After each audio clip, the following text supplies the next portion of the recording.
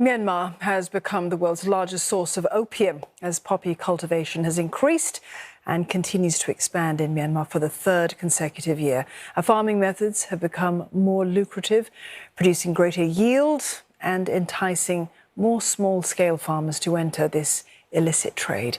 CNA's Wong with the details. Such a landscape is making a comeback, especially in Myanmar's eastern Shan state. Opium farming in Myanmar declined for several years between 2014 and 2020. But that downward trend has now reversed, with the UNODC observing that more poppies from which opium is derived are blooming not just in Myanmar's Shan state, where almost all of the country's opium production comes from, but also across almost all geographic areas. These are findings from the United Nations Office on Drugs and Crime, or UNODC, which has just released its Southeast Asia Opium Survey 2023 report. The UN body estimates that the area used to grow poppy plants in Myanmar has increased by some 20% this year compared to last year. It now stands at 47,000 hectares, and that's about 116,000 football fields. The UNODC says the economic and security disruptions after the military coup of February 2021 is pushing farmers in remote areas of Myanmar to turn to opium as a cash crop.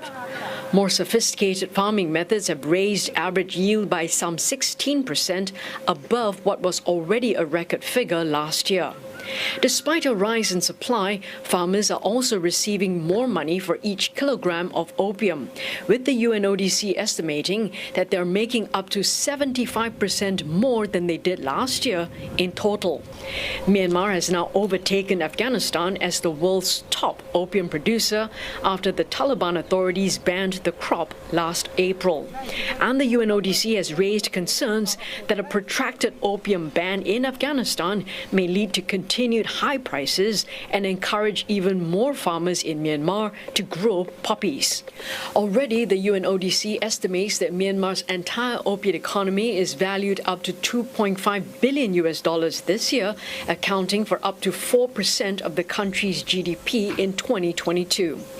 Though not as severe as in Myanmar, the UNODC has also highlighted the issue of opium in Laos, the first data collected in 8 years. Though the research shows that opium cultivation in Laos remains stable, the UNODC points out that this is worth tracking. Laos is a very big concern for us, mainly because Laos has a very poor economy. Opium's an employer. As the price is spiking globally for opium, we could see more people going back into farming within Laos itself. The UNODC warns that the current trend could further fuel the illicit trade in the Mekong region, which has already been growing with online crime and money laundering.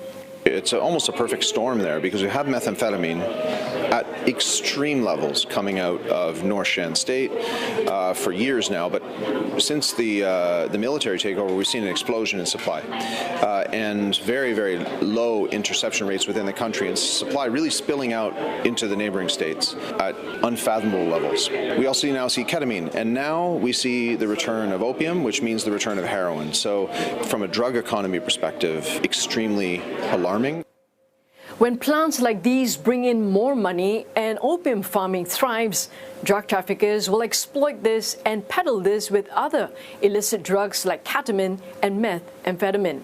The UNODC is urging regional governments to show more political leadership and address this problem at the highest level with viable solutions such as tightening border security and clamping down on the flow of precursor chemicals used to manufacture drugs like heroin. Otherwise, this could potentially further rock the stability and security in this region. Wong, CNA, Bangkok.